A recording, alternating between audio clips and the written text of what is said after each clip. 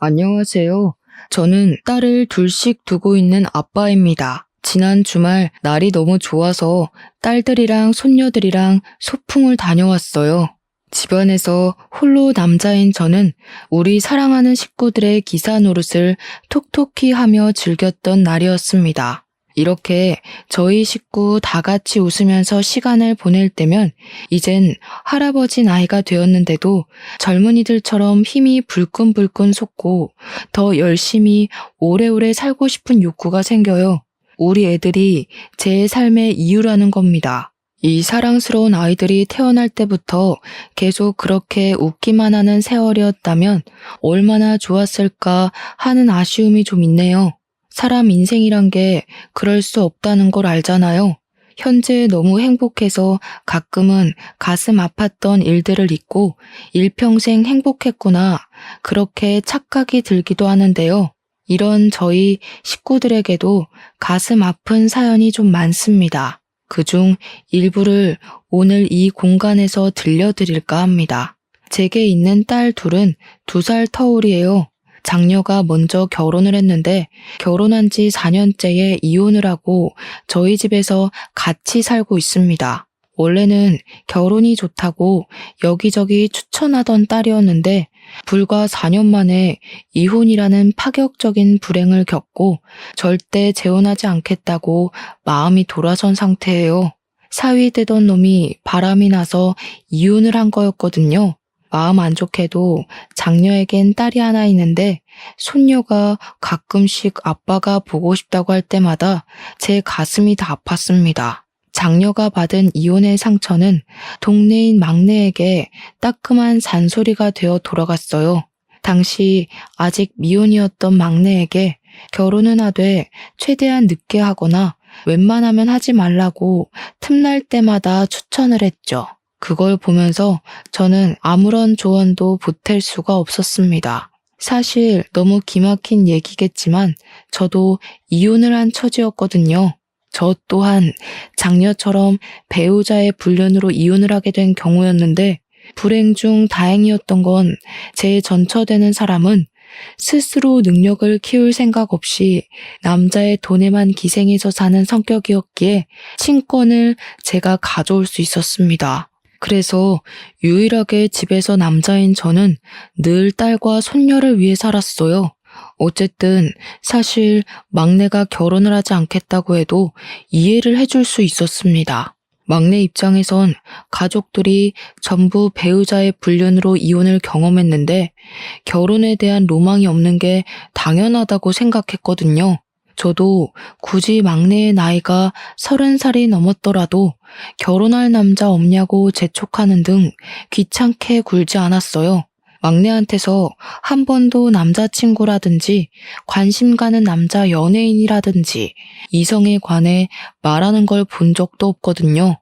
친구도 잘 안 만나는 것 같고 매번 손녀랑 시간 내서 노는 것 같아 솔직히 저는 암묵적으로 막내가 결혼 생각이 없구나, 그렇게 생각했습니다. 그런데 어느 날 정말 아무런 티도 안 내고 있던 막내가 갑자기 결혼할 남자가 생겼다고 식사 자리에서 말을 하더라고요. 뭐? 말도 없이 언제 만났대? 어떻게 만났는데? 뭐 하는 사람인데? 얼마나 만나고 결혼 결정하는 거야? 장녀가 알아서 질문을 해주는 덕에 저는 막내의 대답만 기다리면 되었습니다. 당연히 결혼 안 해도 상관없다고 했지만 이왕 한다면 제발 제대로 된 배우자길 바랬고 장인어른 되는 입장으로서 무조건 우리 딸 위해 뭐든 해주고 싶었어요. 막내가 언지를 주길 사위 될 놈이 성격 좋고 밝은 사람이라 하더라고요. 우리 막내 성격은 좀 소극적인 편이에요. 소위 말하는 집순이인데 자기 남자친구랑 있으면 많이 웃게 된다고 하길래 사실 일단 그거면 충분히 합격 조건이라고 생각했습니다. 사돈집 배경이고 뭐고 그저 우리 딸이 많이 웃을 수 있다면 저는 더 이상 바랄 게 없었어요. 저랑 장녀가 이혼을 겪었다 보니까 서로 영혼이 통하는 게 얼마나 중요한 건지 알겠더라고요. 제발 막내딸 결혼만큼은 저희처럼 실패가 없길 바랬습니다. 그래도 장녀 입장은 동생 앞날이 그저 걱정인가 봐요. 축하보다는 세상에서 제일 쉬운 게 사람 마음 변하는 거라고 섣부르게 판단하지 말라며 단단히 경고 먼저 해주더군요. 계속되는 장녀의 잔소리가 좀 그랬는지 막내가 좀 기분 상해하는 것 같길래 일단은 제가 시간 날 때 소개해달라는 말로 상황 무마시켰습니다. 그리고 어느 날 딸과 함께 우리를 찾아온 총각이 있었는데 키도 크고 복장도 깔끔한 데다가 웃음이 참 시원시원한 총각이더군요. 아시겠지만 그자가 바로 제 사위된 놈입니다. 사위는 일단 한마디로 우리에게 너무 잘했습니다. 점수고 말고 할 것 없이 막내딸뿐만 아니라 우리 식구 전체를 웃게 하는 특유의 재능이 있었어요. 중개사 사업 때문에 이런저런 사람을 많이 만난다더니 그래서 사람 상대할 줄 아는 것 같더라고요. 작년은 사위의 재롱에 넘어갈 듯 말 듯 계속 경계했지만 막내와의 결혼을 반대하는 기색은 딱히 없었습니다. 그렇게 우리 막내딸의 결혼이 흔쾌히 성사되었고 분가를 하게 되었어요. 집에서 한 사람 겨우 없어졌을 뿐인데 꽤나 허전했습니다. 그래도 딸이 잘 살길 바래서 저는 여태 모아뒀던 목돈으로 예단비를 두둑하게 챙겨주었고 사위에게 고마운 마음과 우리 딸 잘 부탁한다는 의미로 차도 한 대 사주었어요. 막내는 사위랑 지내면서 성격이 많이 적극적으로 변해갔습니다. 원래 집에 전화를 잘 안 하는 무뚝뚝한 딸이었는데 결혼을 하고 나서는 거의 일주일에 3-4번 안부 전화를 하더군요. 그리고 어느 날 딸이 임신을 하게 되었다는 소식도 전화를 통해 듣게 되었어요. 너무 기뻐서 그 소식을 듣자마자 막내 얼굴을 보러 가려고 했습니다. 그런데 제 마음을 알아준 건지 그 주 주말에 사위랑 딸이 집을 찾아왔더라고요. 고생 많았네 공서방. 앞으로 바쁜 사람이 더 바빠지게 생겼구먼. 그래도 좋은 소식이 일찍 들려서 내가 얼마나 기쁜지 몰라. 아유, 제가 뭐 한 게 있나요? 앞으로 고생은 다 가은이가 할 텐데 걱정해요. 저도 제 나름대로 최선은 다할 거지만 남편 역할 잘 못 해내면 어쩌나 그게 요즘 제일 큰 고민이기도 하고요. 장인어른이 좀 많이 알려주세요. 저희 부모님은 먼 지방에 계셔서 도움 청하기도 어렵네요. 당연하지. 앞으로 아빠라고 생각하고 얼마든지 나 찾아와도 돼. 어려워하지 말고 뭐든 필요하면 말만 하고. 사위는 그렇게 유난 떨며 집을 들른 후 별다른 연락이 잘 안 왔습니다. 자주 연락하던 막내도 연락이 뜸하길래 몸이 좀 안 좋은가 걱정이 되었어요. 저는 식당 일을 하고 있어서 가게를 비우기가 애매해 막내 집에 가볼 수가 없었는데 제가 종일 막내 걱정하고 있는 걸 장녀가 알아챈 건지 어느 날 막내 집에 한번 내다보고 오겠다고 하더라고요. 저는 장녀에게 너무 고마웠어요. 가는 김에 막내딸이 좋아하는 레드향 귤 좀 사가라고 돈도 쥐어줬습니다. 그렇게 막내 집을 다녀온 장녀가 잠깐 옷 갈아입는 사이 5살짜리 첫째 손녀가 혼자 막 종알종알 대었는데 제가 응? 뭐라고? 하면서 안아주니까 손녀가 하는 말이 제 심장을 쿵 떨어뜨렸습니다. 할아버지, 이모 우울증이래요. 근데 우울증이 뭐예요? 이모가 엄마 안아서 막 울었어요. 우울증이 오는 거예요? 우울증이라니 역시 우리 막내가 지금 많이 안 좋은 상태인 건가 싶었어요. 그 타이밍에 바로 장녀가 돌아왔길래 저는 장녀한테 막내가 우울증 걸렸다는 소리 뭐냐고 조급하게 물었습니다. 그러니까 장녀가 임신하면 기본적으로 감정 기복이 심해지는 거라고 그렇게만 말해주더군요. 저더러 바람난 엄마가 자기들 가졌을 때 감정 들쑥날쑥 안 했냐고도 하대요. 하도 오래돼서 저는 그런 것도 가물가물했습니다. 일단은 사위랑 문제 있는 건 아니라고 하니까 식겁해서 마음을 놓긴 했죠. 하지만 딸이 우울하다고 밥도 제대로 못 챙겨 먹고 있을까봐 너무 걱정되더라고요.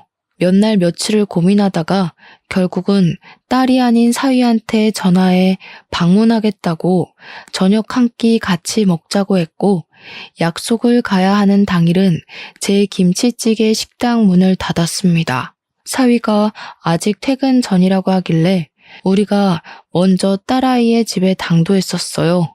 초인종을 누르자 잠시 뒤 막내가 나왔는데, 막내는 생각보다 건강한 모습으로 우릴 반겨주었습니다. 부른 배를 안고 나와 아빠 하면서 보고 싶었다고 먼저 안아주더군요. 그런데 저는 그게 더 걱정되었어요. 사실 우리 막내가 이렇게 애교 부릴 줄 아는 애는 아니거든요. 일이 먼저 애정 표현을 하는 것 보니 많이 힘들긴 한 것 같아서 안쓰러웠습니다. 저는 개인적으로 막내에게 용돈도 챙겨주었어요. 사위한테도 따로 줄 거니까 혼자 쓰라고 말이죠. 그리고 우리는 제 차로 이동을 해 사위가 예약해 놓은 식당으로 향했습니다.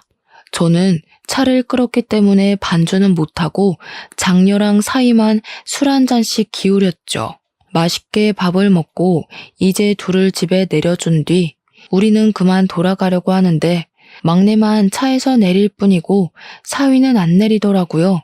그러면서 사위가 제게 부탁하는 어조를 보였는데요. 장인어른, 죄송하지만 제가 일이 있어서 그러는데 혹시 좀 태워다 주실 수 있나요? 여기서 10분밖에 안 걸리는 곳이거든요. 그래? 아니, 다 늦은 밤인데도 집 구하는 사람들이 있어? 웬만하면 내일로 잡지 그랬어, 피곤하게. 제가 돈 많이 버는 이유입니다. 아무래도 사업이 사업인지라 고객 시간에 맞추는 게 고수익 유지하는 비결이거든요. 젊을 때 돈 많이 벌어놔야 되지 않겠습니까? 그래야 가은이도 호강시켜줄 수 있고, 우리 딸과 훗날 태어날 손주를 위해서 일부러 밤낮으로 일을 뛴다는 사위가 기특해 보였습니다. 몸생각 좀 했으면 좋겠다는 걱정은 뒷전으로 한 채 저는 사위를 태워주기로 했어요. 10분 거리인데 어중간하게 택시 타기도 그렇잖아요. 그래서 저희는 막내에게만 인사를 하고 그만 출발하려고 했습니다. 그런데 사위가 잠시만요 하더니 차에서 내려서 막내에게 포옹을 해주더라고요. 뭐라고 하는지는 안 들렸지만 둘이서 중얼중얼 뭐라고 대화를 하는 것 같더니 사위가 웃는 얼굴로 올라타면서 출발해달라고 했습니다. 딸한테 문단속 잘하고 무서우면 불 켜고 자도 된다고 했다네요.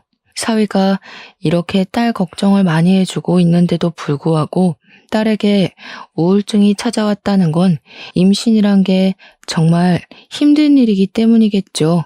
부디 고된 시간을 홀로 견뎌야 하는 제 딸이 우울증에 무너지지 않기만을 속으로 바라고 또 바랬네요. 저는 창문 밖으로 막내딸에게 인사하고 엑셀을 밟았어요. 딸이 집에 먼저 들어갔으면 했는데 백미러로 계속 확인을 해도 막내가 꼼짝도 안 하고 가만히 서 있기만 하더라고요. 제가 핸들을 꺾을 때까지도 딸은 그대로 있었고, 결국 딸이 귀가하는 건 보지 못한 채 도로를 빠져나왔습니다. 마음이 왠지 모르게 찝찝했어요. 사위도 늦게 귀가할 것 같던데 하루만 딸을 우리 집에서 재울까 그 생각도 잠깐 했습니다. 그렇게 10분 정도 갔을까 사위가 목적지를 가리키길래 내려달라고 하는 곳에 세웠어요. 그곳은 입주자가 굉장히 많을 것 같은 오피스텔 건물이었습니다. 감사합니다, 장인어른. 다음에는 제가 밥 사드릴게요. 앞으로도 가은이 걱정은 하지 마세요. 제가 잘 보필하고 있으니까요. 사위는 마지막까지 예쁜 말을 하고서 차 문을 열었습니다. 저는 사위 내리기 전에 얼른 용돈 봉투를 건넸어요. 그러니 사교성 좋은 사위가 술까지 들어가서 그런지 제게 고맙다고 진한 포옹을 해주더라고요.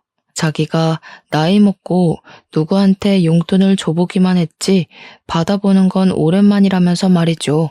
어떻게 보면 우리 딸이랑 또래라서 제겐 아들과 마찬가지인데 그 소리를 들으니까 자식이 하나 더 생긴 것 같은 기분이 들었어요. 그날 사위에게 마음의 문이 조금 더 열리기도 했습니다. 그렇게 며칠 후 딸에게서 오랜만에 전화가 왔어요. 다들 자는 시간에 전화를 했더라고요. 혹시 무슨 일이 있나 싶어 급하게 전화를 받았는데 정작 안에서는 아무 소리도 안 들렸습니다. 저는 몇 번이나 딸 이름을 더 불렀어요. 그러던 중 딸이 겨우 낸 것 같은 목소리로 뭐라고 중얼거리는 걸 들었습니다. 자리에 앉아 음량을 키우고 다시 제대로 들었는데 그 순간 살려달라고 우는 소리를 하는 딸의 음성이 들렸어요. 깜짝 놀란 저는 무슨 일이냐고 묻기도 전에 아빠가 바로 가겠다고 말한 뒤 사위에게 전화를 걸며 막내 집으로 향했습니다. 사위는 또 늦은 시간에 일이 있는지 전화를 넘기기만 해서 제가 그냥 119에 신고를 했어요. 119보다 제가 먼저 집에 도착했는데 정말 앞불싸였습니다. 초인종을 눌러도 딸이 나올 수 없다는 사실을 잊었어요. 급하게 사위한테 다시 전화를 했지만 이젠 사위 폰이 꺼져 있다는 기계 음성만 들렸습니다. 문을 두드릴 수도 없었어요. 그런다고 딸이 나올 수 있는 상황도 아니었고 주민들만 다 깨울 뿐일 테니까요. 그래도 다행히 119를 빨리 불렀던 탓에 5분은 넘기지 않고 문을 딸 수 있게 되었습니다. 물론 그 5분마저 제겐 5시간 같은 느낌이었지만 말이에요.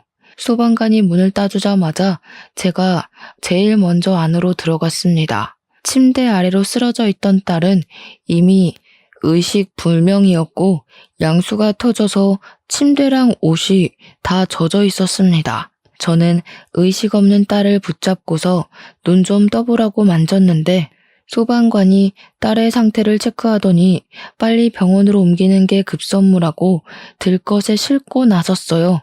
그렇게 병원에 내려서 저는 딸아이 한번 만져볼 틈도 없이 수술실로 보내야 했습니다. 딸이 수술실을 들어가는 사이에도 내내 의식을 못 찾아서 제가 얼마나 속이 터졌는지 몰라요. 너무 상황이 위급하니까 의사한테 무슨 일이 일어났다는 건지도 못 들었잖아요. 양수가 터져도 괜찮은 건지 우리 딸이 혹시 많이 위태로운 상황은 아닌지 그런 걸 전혀 알지를 못했으니 하염없이 기다리는 그 시간이 정말 지옥 같았습니다. 그저 수술이 무사히 끝나기만을 바라는 게 제가 할 수 있는 최선의 기도였어요. 다행히도 제 목숨이 달아나는 일은 일어나지 않았습니다. 개운한 얼굴로 나온 의료진들이 제게 딸과 손녀 목숨에는 지장이 없다고 말씀해 주셨어요. 대신 딸 뱃속에 있던 손녀는 조기 출산이라서 바로 인큐베이터 행이 되었다고 합니다. 일단은 둘 다 살아서 얼마나 하늘에 감사했는지 몰라요. 만약 딸이 잘못되었다면 저 정말 제 스스로 무슨 짓을 벌였을지 모릅니다. 저는 밤새 딸 옆을 지키면서 마음의 안정을 찾은 뒤 몇 번이나 더 사위한테 전화를 걸었습니다. 역시나 꺼진 폰이라고 하더군요. 사돈댁은 지방에 있는 사람들이라서 오기가 번거로우니 일부러 큰 사고가 생길 뻔했다고 연락은 안 했어요. 마침내 아침이 되고 제가 잠시 딸 옆에서 잠이 들었을 때 딸이 의식을 찾아서 저를 깨웠습니다. 저는 벌떡 일어나 딸의 상태를 살피면서 또 한 번 하늘에 감사하다고 연신 중얼거렸어요. 눈물은 마르지도 않는 건지 딸을 잃을 뻔했던 지난 새벽의 공포가 다시 상기되어 눈물이 주르륵 흘렀습니다. 그리고 그제야 드디어 사위한테서 전화가 왔어요. 저도 모르게 받자마자 성질을 내었습니다. 자네 대체 뭐하는 인간이야? 내 딸이 양수 터져서 다 죽어가고 있었는데 어디서 뭘 하고 있었던 거야? 또 일이었어? 그 일이 내 딸이랑 손주를 위해서 번다고 하지 않았어? 근데 이게 뭔가? 자네가 있었다면 더 빨리 병원에 올 수 있었을 거 아니야? 내 딸이 오죽했으면 나한테 전화를 했겠어. 네?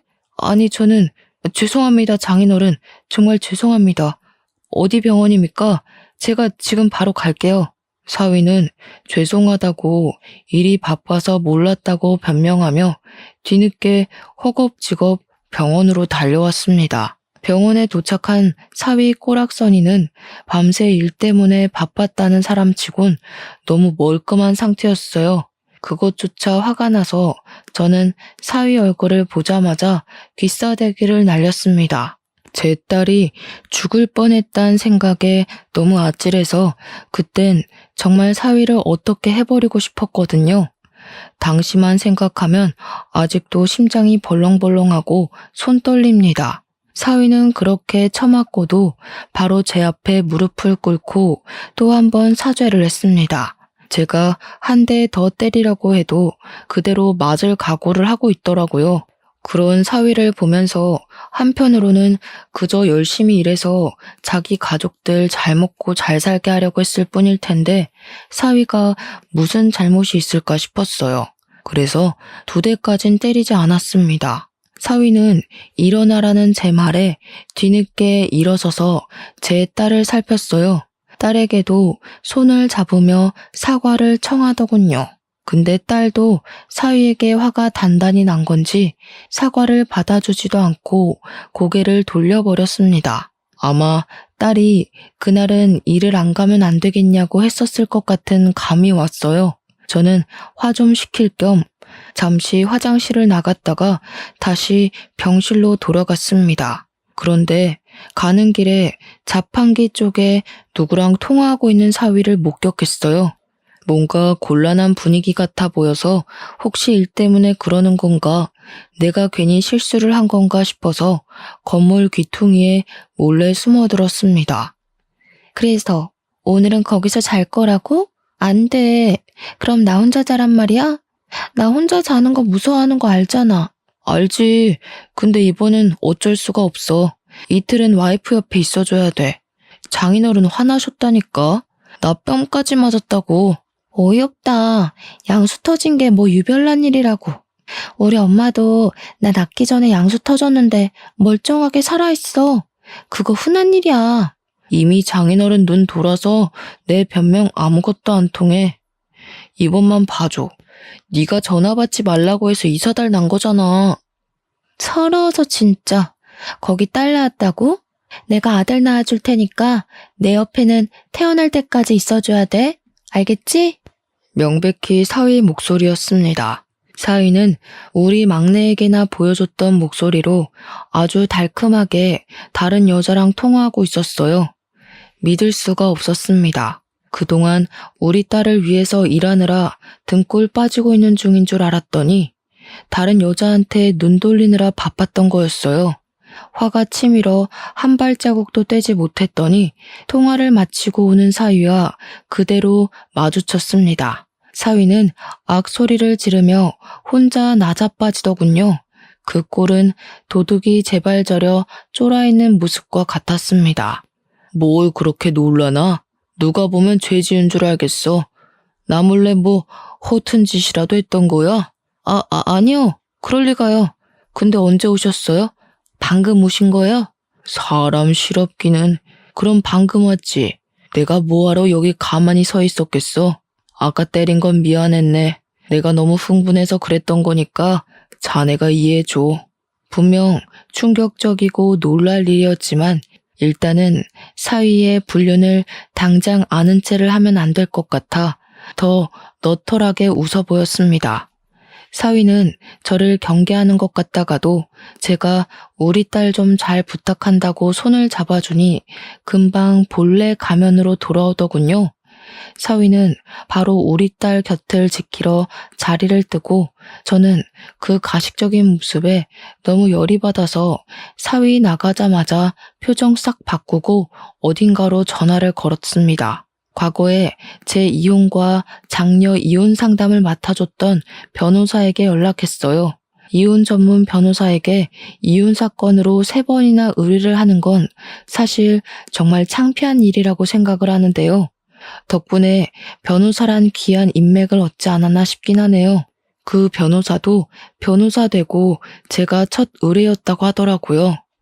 제 이혼권을 담당했을 땐 생초짜였는데 장녀 이혼 건에서는 제법 신입의 티를 벗었었고 이번에 막내 건으로 연락했을 땐 아주 장성한 변호사 팀장으로 성장했더라고요.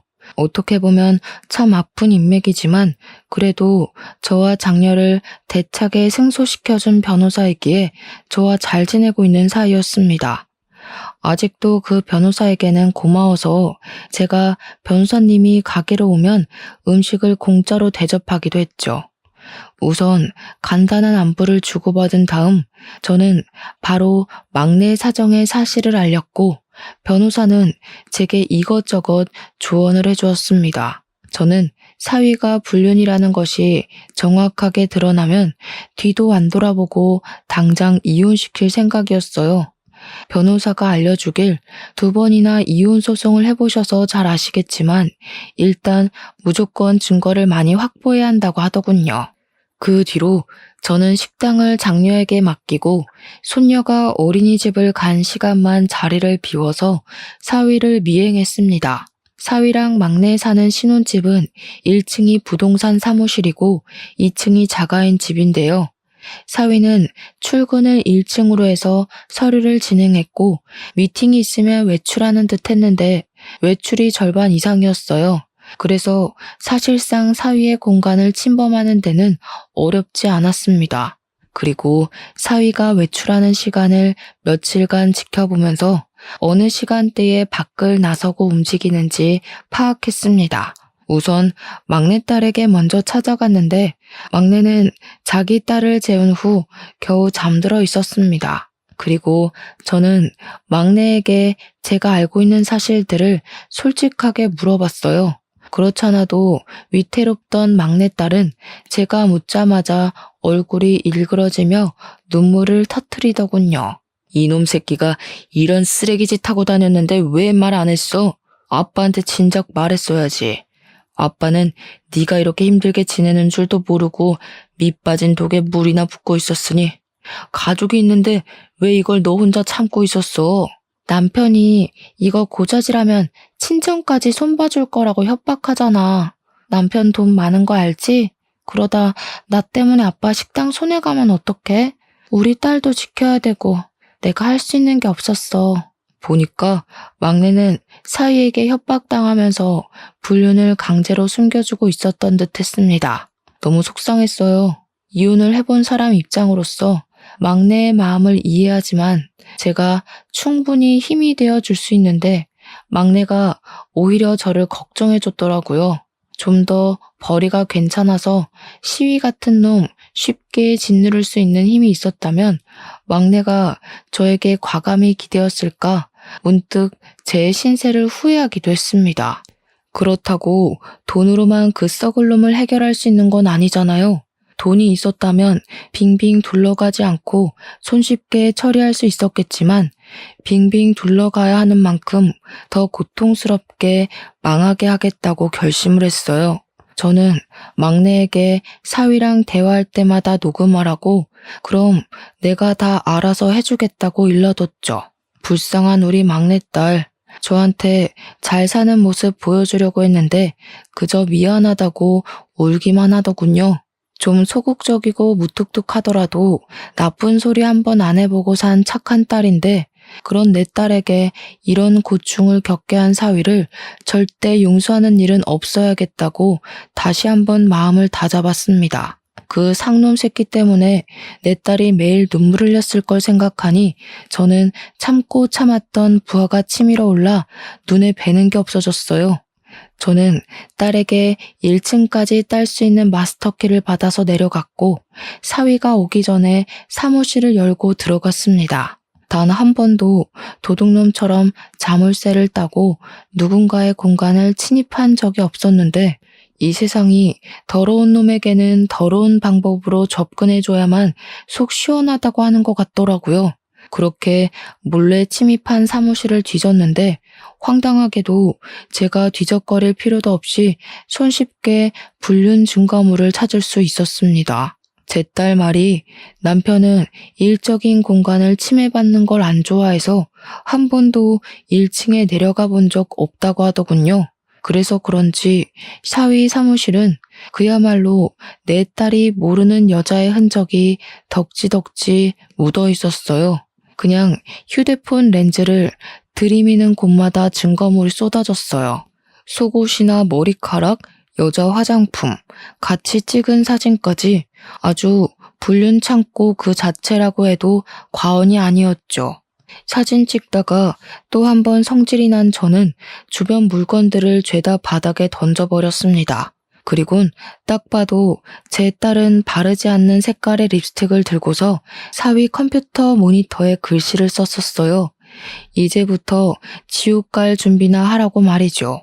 그렇게 사무실을 나왔는데 문득 사위가 지난날 내려달라고 했던 오피스텔이 떠올랐습니다. 상간녀랑 통화하던 내용을 들어보면 어딘가 모르게 두 집 살림을 하고 있는 기운이 물씬 풍긴다고 생각했는데 설마 그곳에서 두 집 살림살이라도 하는 건가 싶더군요.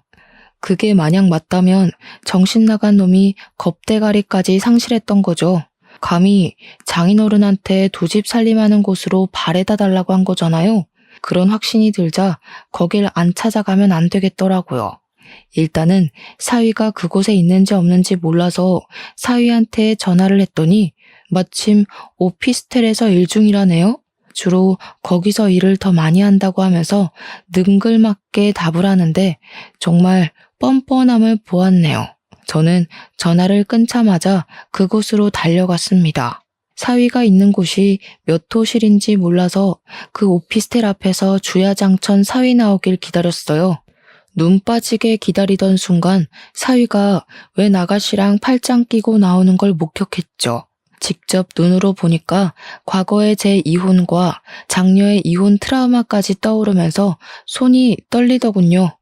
그래도 세 번째인지라 제법 저는 침착하게 대처를 할 수 있었습니다. 황급히 그걸 사진으로 찍어서 증거를 남겼죠. 그렇게 변호사랑 같이 증거 수집 및 고소 과정을 면밀히 살폈는데요. 제가 사위 직업이 잘 나가는 중개사라고 변호사한테 일렀던 적이 있었거든요. 그런데 변호사가 뜬금없이 그것에 중점을 두면서 수상해 하더라고요. 아버님, 혹시 그 중개사가 개인 사익 없이 공정하게 거래를 하던가요? 어딘가 찝찝한 구석은 없었어요? 글쎄요. 제가 사위 일할 때 같이 있어 본 적이 없어서 그런 건 잘 몰라요. 일하는 척 하면서 불륜 저지른 것밖에는. 뭔가 다른 게 있는 거예요? 다른 게 있을 확률이 클 것 같네요. 이런 부류의 사람들은 대개 공정한 거래는 안 할 겁니다. 이건 제가 따로 알아보고 연락드릴게요. 사위분 명함 있으세요? 변호사는 제가 사위 명함을 받아서 그 자리에서 바로 사위한테 전화를 걸었습니다. 그리곤 지인에게 소개받아서 연락한다면서 전세 건물 좀 몇 개 보려고 한다고 사위랑 시간 약속을 잡았죠. 며칠 후 변호사는 직접 발로 뛰어 사위를 만났고 같이 건물을 돌았다고 하더군요. 전세계약 고객이 오랜만에 들어온 건지 사위는 특유 재능 있는 말발로 변호사를 데리고 다니며 건물들을 소개했고 그런 사위에게 변호사는 자신의 직업을 숨기고 그저 취준생이라고만 했다 합니다. 취준생이라는 말에 사위는 더 거만해졌다고 하더군요. 변호사에게 소위 깡통 전세인 건물들만 소개를 하면서 언변으로 변호사의 눈을 속이려 들었다네요. 누가 봐도 여기다 전세금을 내고 계약을 하면 돈을 돌려받지 못할 게 뻔한데도 마치 대단한 건물인 척, 없어서 계약 못하는 건물인 척 변호사한테 사기를 치며 거래를 시도했다고 합니다. 그때 임대인도 같이 있었는데 사위랑 같이 손잡고 뻔뻔하게 변호사를 사기 행위를 했대요. 모든 걸 녹음하고 있던 변호사는 그걸 토대로 다시 사무실에 돌아와 사기죄 또는 사기 방조죄 등 형사 처분까지 준비를 했습니다. 변호사는 이 증거들을 토대로 사위를 구속시키고 중개사 자격을 박탈시킬 수 있는 전세 사기로 고소를 할 예정이래요. 그리고 이 와중에 하늘이 저희를 돕는 건지 전세 사기로 좀 더 확실한 증거물을 찾던 중 황당하게도 사위가 과거에 전세 사기로 한번 신고당했던 적이 있다는 것도 발견을 했습니다. 그때는 합의가 이루어졌는지 피해 금원을 피해자에게 돌려주면서 상황이 크게 안 커진 듯 보였어요. 이미 신고를 당했음에도 똑같은 짓을 또 하다니 사위를 너무 믿었던 지난날의 과오가 너무 후회가 되었어요. 당연히 저는 사위와 합의를 볼 생각이 없었습니다. 변호사도 이런 상습적인 놈에게는 합의로 넘어가주면 안 된다면서 분명 신고당한 것 말고도 여러 번 사기를 저질렀는데 안 걸리고 있는 놈일 거라고 추측하더군요. 만약 이게 사기 혐의가 인정되면 10년 이하의 징역에 처해진다고 하는데 변호사가 사위는 상습 사기라서 아마 형량이 그 정도는 확정일 것 같다고 해줬어요. 역시 전문가의 눈과 손은 달라서 감탄했습니다. 저는 사위의 밥줄까지 끊을 수 있는 방법이 생기자 마치 속이 뻥 뚫린 것처럼 벌써 후련했어요. 이렇게 모든 준비를 끝내놓고 며칠 후 딸에게 전화를 했습니다. 딸도 제게 그간 사위랑 했었던 대화를 착실하게 녹취해서 저한테 보내주었어요. 녹취 속의 사위는 제 앞에서 보이던 목소리와는 확연히 달랐고 딸을 모욕하는 말과 상간녀를 두둔하는 발언을 거침없이 행하고 있었습니다. 제가 없는 그 잠깐 사이에 딸에게 이런 파렴치한 짓을 더 저질렀다는 것에 정말 정신을 놓고 싶더군요. 하지만 저는 사위를 더 괴롭게 만들 준비를 충분히 하였고 그것들은 100% 승소가 가능한 소송들이었으니 위안을 받았어요. 또 변호사가 제 딸이 사위한테 받은 정신적 손해도 배상 청구가 가능하다고 했어요. 사위의 꼼꼼하지 못한 부정행위들 덕분에 다행히 위자료는 자꾸만 치솟았습니다. 그렇게 저는 사위를 찾아갔는데 갈 때는 변호사와 경찰까지 대동해서 찾아갔어요. 사위가 또 오피스텔에 있다고 했습니다. 사실 그 앞에 가서 경찰들이 잠복을 하고 있었거든요. 저는 사위에게 줄 것이 있다고 잠깐 내려오라 했습니다. 사위는 제가 왔다는 소리에 놀라서 건물 밖으로 튀어나왔어요. 그리고 저는 지난날 그랬던 것처럼 사위를 보자마자 주먹을 날려버렸죠. 진작에 사기꾼 새끼라는 걸 알아봤어야 하는 건데 내 딸이 좋다고 해서 그저 합격이라 봐줬건만. 앞으로 깜빵에서 10년 썩을 준비나 해라. 어떻게 할 짓이 없어서 짐승만도 못한 짓들만 골라서 하며 살았냐? 무슨 소리를 하시는 거예요? 일하느라 바쁜 사람 불러놓고 다짜고짜 폭력이라뇨? 장인어른이면 이렇게 아무 때나 사위 불러다가 주먹질로 패도 되는 겁니까? 제가 자꾸 참아주니까 호구로 보이세요. 한 번만 더 이러시면 저도 더는 장인어른이라고 안 봐줄 거예요. 일하느라 바쁘다고? 뻔뻔하게 장인어른한테까지 사기칠 만큼 간땡이가 부어 있었던 거냐? 얼마나 사기를 자주 쳤으면 이렇게 뻔뻔할 수가 있어. 네가 그동안 내 딸이랑 나한테 무슨 짓을 했는지 다 알고 왔어. 전세 사기도 쳤던 놈이라며? 앞으로 너한테 돈 잃을 피해자들처럼 너도 돈에 쪼들려 살아봐라. 서희는 제가 모든 사실을 다 알고 있는 것에 상당히 충격을 먹은 듯한 얼굴이었습니다. 자기가 나름 숨겼던 전세 사기 언급까지 나오니 제가 자신의 불륜 일까지 알고 있는 걸 눈치챈 것 같더라고요. 머리를 잘 굴리니까 눈치는 또 얼마나 빠르던지. 그래서 더는 변명하면 안 되겠다 싶었는지 바로 무릎을 꿇대요. 지나가는 사람들은 더 이상 신경 쓰지 않고 제게 싹싹 두 손을 빌기 시작했습니다. 장인어른이 뭘 알고 계시든 제가 다 잘못했습니다. 제발 신고만 하지 말아주세요. 저 가은이 남편이잖아요. 제가 지금 하고 있는 실수 다 알아서 정리할게요. 앞으로 제 돈으로 가은이랑 장인어른께 더 잘할게요. 저 여기까지 오느라 진짜 힘들었어요. 다른 사람 돈 뜯어가면서 올라간 자리면서 뭘 그렇게 대단한 위치에 있는 것처럼 떵떵거리나? 원래 그렇게 쉽게 얻은 위치는 쉽게 나락으로 가는 거야. 망할 거면 혼자 망해야지 어디 내 딸 인생까지 망치려고 봐달라고 해? 나는 절대 합의 봐줄 생각도 없으니까 괜히 소란 피우지 말고 경찰서 가자. 저는 그제야 잠복해 있던 경찰들을 불렀고 사위를 체포를 부탁했습니다. 사위는 경찰을 발견하자마자 빠릿빠릿하게 잔머리를 또 굴리더니 이미 자신의 회유가 소용없는 짓거리였다는 걸 안 것 같았어요. 갑자기 벌떡 일어나더니 도망을 치더라고요. 그래서 대낮에 느닷없이 경찰이랑 추격전 발생했습니다. 저는 이대로 사위를 놓칠까봐 전전긍긍하며 지켜봤어요. 제가 조금만 더 젊었더라면 당장 쫓아갔을 텐데 그게 아쉬웠습니다.